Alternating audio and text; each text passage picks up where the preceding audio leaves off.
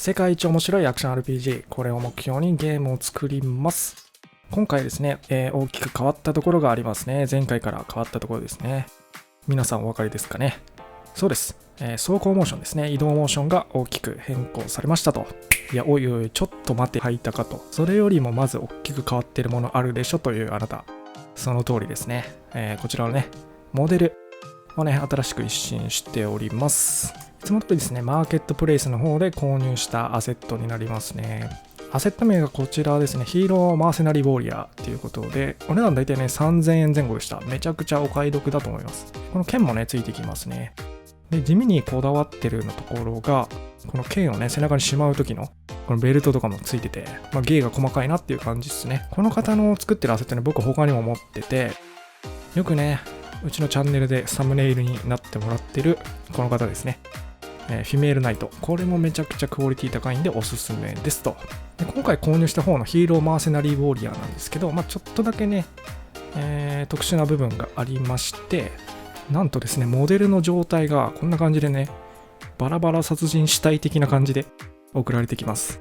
それぞれのね、パーツごとに分かれてるっていう感じですね。ただもちろん適切に設定すればね、このように普通の一つの人体として扱えるようになるのでご安心くださいと。その適切な設定方法に関しては、このアセットのね、フォルダの中に入っているブループリント、マーセナルウォーリアーズっていうやつがね、最初から付属してるんで、これを見たらね、結構わかりやすいんじゃないかなと思います。このブループリントと同じ設定方法をすれば、ちゃんとね、一つの人体として使えるのでご安心ください。重要なのがこの辺ですね。セットマスターポーズコンポーネントっていうやつに、ここにね、バラバラ殺人死体をね、一個ずつくっつけていくみたいな感じをイメージしていただければ分かりやすいかなと思います。はい、それでは開発の進捗共有ですね、やっていきたいと思います。キャラクターはね、先ほど紹介したマーセナリーウォーリアーですね、使っていきますと。単純に僕のね、個人の感想としては、このキャラクターモデルね、めちゃくちゃクオリティ高いし、かっこいいし、何よりね、僕のゲームに合ってる見た目してるんで、非常にね、満足しておりますと。敵キャラとかね、NPC ぐらいだったら、別にね、アセットそのまま出してもいいかなと思ってるんで、もしかしたらね、このキャラも製品版に入り込んでくるかもしれないんでご期待ください。であとね、こいつ、なんか食を生き延びてそうな見た目してるのがいいよね。今回ね、移動モーションが変わりましたっていうところの前に、まずね、武器の装備システムっていうのが仮なんですけどね、出来上がりました。背中にね、体剣と、両手に片手剣とシールドっていうことで、メインとサブでそれぞれね一つずつ武器を装備できますと。で、抜刀と納刀のシステムもねある程度出来上がってます。結構ね納刀してる時の盾と体剣の位置が逆だろとかいろいろツッコミがあるとは思うんですけど、ちょっと仮なんでね、ご容赦くださいと。腰に収納してる方の片手剣がね、こう走るとね、すごいブンブン揺れちゃうんで、ちょっとその辺も改善しないといけないですね。でとりあえず四角ボタンを押すと、プライマリーに登録してある方の武器を抜刀します。こいつの場合は片手剣ですね。L2 を押しながら四角ボタンで、セカンダリーの方をね、抜刀します。今ちょっとバグがあって、セカンダリーがね、うまく抜刀できないっていう状況になってるんで、体験を一度プライマリーの方にね、登録してみたいと思います。はい、お待たせしました。体験をね、プライマリーとセカンダリーの両方にね、体験を装備してきたんで、今ね、体験が二重になっている状態ですね。ここから四角ボタンでプライマリーの方の体験を抜刀してみます。抜刀するとこんな感じですね。あとね、抜刀後にビクンっていうね、体がちょっとだけ、わかるかな、動いちゃうんだけど、これもね、ちょっとバグで現在原因をね、調査中ですっていう感じですね。抜刀中は、納刀中と比べると、移動モーションがね、大きく結構変わってます。これがね、素手状態の時の移動モーションなんですけど、ほとんど ALS-V4 っていうシステムのものをそのまま使ってますね。このダッシュモーションだけ他のね、アセットのやつに入れ替えてあります。こっちのね、走り方の方がかっこいいと思ったんで、こういう走り方にしてありますと。で、両手持ち武器を抜刀した場合ですね。まず八方向移動がこんな感じになります。いい感じにアニメーションブレンドさせてっていう感じですね。なので下半身の動きはね、ALS-V4 のシステムを使用しつつ、上半身をね、特殊なモーションに差し替えているっていう形になりますね。両手持ち武器でダッシュするとこんな感じですね。ちょっとね、剣揺らしすぎな感じがするんで、この辺は微調整必要かなっていう感じですね。次、片手持ち武器の方行ってみましょう。はい、それでは次、片手持ち武器ですね。ちょっと今度は、斧ですね。片手斧にしてみます。8方向移動がこんな感じですね。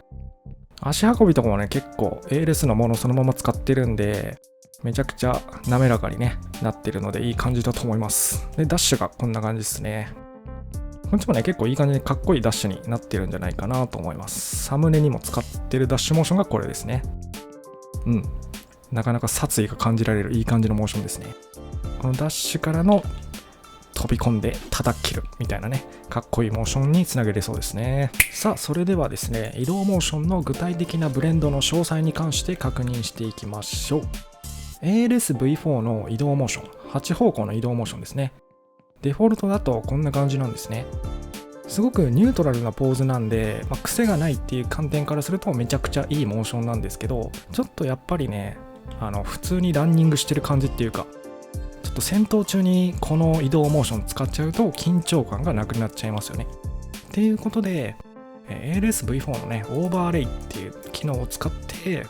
うまいことね、戦闘してるっぽい感じのポーズとブレンドしていきたいっていう感じですね。アニメーションブループリントの中のオーバーレイっていうところを開きますと。こちらのね、2つが、片手剣と両手剣のね、それぞれのオーバーレイを、僕は作成したものなんですが、最初はね、この2つないんで、適当にね、このボックスとかをコピーして、ペーストして貼り付けてあげますと。で、ここにオーバーレイステートっていうね、真ん中のステートからそれぞれね、矢印を2つつなげてあげます。で、こちらのね、遷移条件を書いていくんですけれども、これに関してはですね、ALS-V4 のフォルダ内にオーバーレイステートっていう名前のね、フォルダがあるので、ここに好きなようにね、変数を追加してあげてください。僕の場合はワンハンデッドウェポン、片手剣用のステートと、トゥーハンデッドウェポン、両手持ち用のステートを追加してありますと。この遷移条件もね、コピペしてきてあげれば大丈夫ですね。適当な遷移のところ開いて、ここをコピー。で、新しく作ったボックス1の方に貼り付けですね。で、オーバーレイステートがそれぞれ今作ったやつですね。例えばワンハンデッドウェポンと違った場合は遷移しますよとか、もしくはオーバーレイステートがボックスとイコールだったときは遷移しますよみたいな感じで作ってあげましょう。こんな感じですね。これで遷移条件が定まりましたと。ボックスの中を拝見してみると、こんな感じですね。いろんなポーズがブレンドされて移動モーションが決定されますよと。ここにアイドルポーズっていうのとウォークラン、スプリントポーズっていうやつですね。つまり何もしないで突っ立ってるときはこのモーションが出ますよっていう感じですね。ダブルクリックして開くと、こんな感じのわけわからんものが出てきます。再生停止して、こんな感じでね、3つのポーズがありますね。しゃがんでるときこれかな。で、肩越ししてるときはこれ。肩越ししてんじゃないときはこれみたいな感じね。あんま変わらんけどね、この2つは。これはもともと ALS に入っているボックスとか何か、大きなものを持ち上げるときの移動モーションなんで、こんな感じのね、ポーズになってますよと。これを自分のものをね、専用のアニメを作ってあげてっていう感じなんですけど、僕の場合は、これを使ってますね。これプロテクターっていうね、片手武器用の攻撃アニメーションがたくさんセットになったアニメーションアセットの中に入ってある片手剣用のね、待機ポーズですね。こんな感じ。結構、緊張感のあるというかね、戦闘っぽい感じの雰囲気が出ているかなと思います。これ全部で60フレーム一応待機モーションあるんですけど、今回はね、これのポーズだけ使用するんで、最初のね、1フレーム目だけ参照するっていう形ですね。今開いていた待機モーションなんですけど、本来ね、こういう赤色で表示されてるんですけど、このままだと60フレーム分全部読み込まれちゃうんで、右クリックして、これですね、Convert to Single Frame Animation。これで最初の 1F だけ参照しますみたいな形になるんで、これをね、同じものをつないであげてますっていう感じですね。で、なんでこれ2つあるのかっていう話なんだけど、これですね、重みが違うっていう話ですね。こんな感じでカーブっていうね、わけのわからないカラフルなね、帯がいっぱいついてるんだけど、ここにアーム L とかアーム R とか、あとヘッドとか、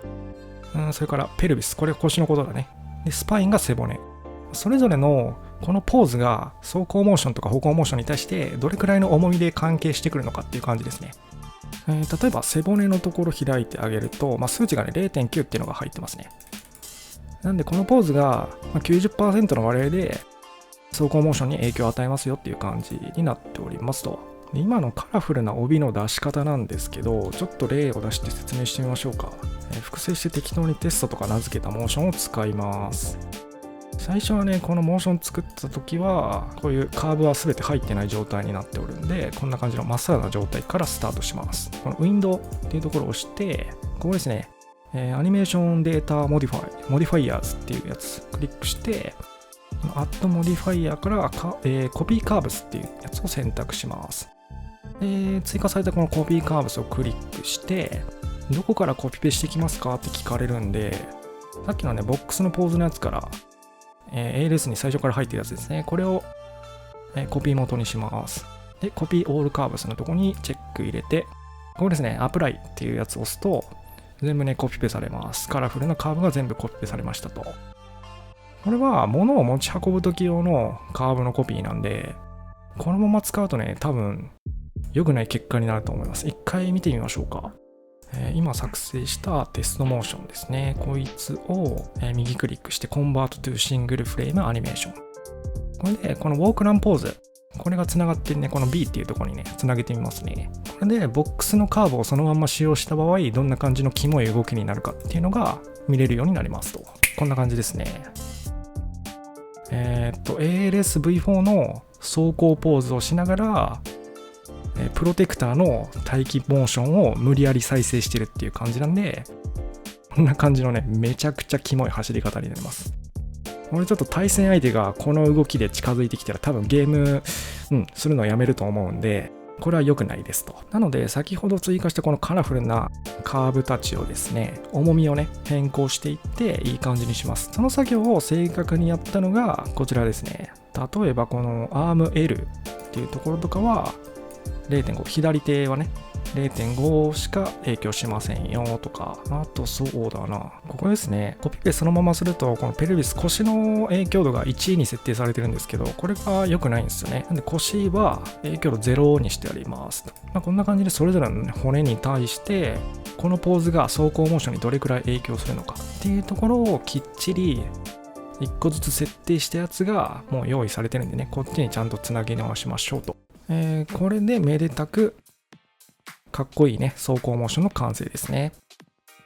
対戦相手がこの動きで近づいてきてくれたら戦おうっていう気分に、ね、なると思うんで、ここはねちょっと数値ね1個ずつ変更してで結果を見てっていうことの繰り返しで、ちょっと嫌になるところではあると思うんですけど、この辺ね細かく設定してあげるといいかなと思います。ちょっとね一つ悩んでるところがありまして、この両手武器持ってる時のダッシュモーションですね。僕ね、体験を持ちながら走ったことがないので、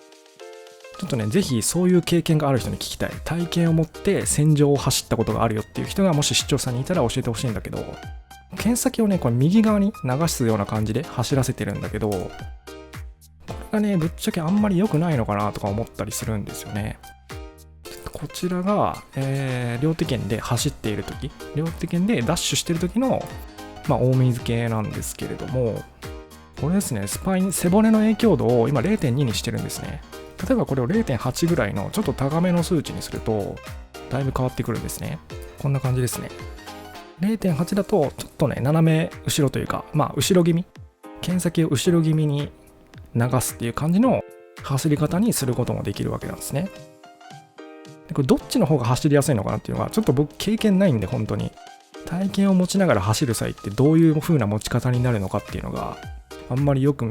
分からなかったんで、とりあえず右に流してたんですけど、なんか今見たらこういう後ろに剣先流した方がかっこいいような気もしてくるんですよね。ちょっとねそこで悩んでるんですよね。どうなんだろう、剣先もっと上じゃなくて下に向けた方がかっこいいんかな。なんかデモンズの走り方みたいに。悩むなこれ。っていうことで、もし体験持って走ったことがある人いたら、走ったことなくても僕はこっちの方がいいと思うみたいな何か意見があれば、ちょっとね書き込んでくれるとありがたいですね。というわけで今回の進捗共有は以上になります。最後までご視聴いただきありがとうございました。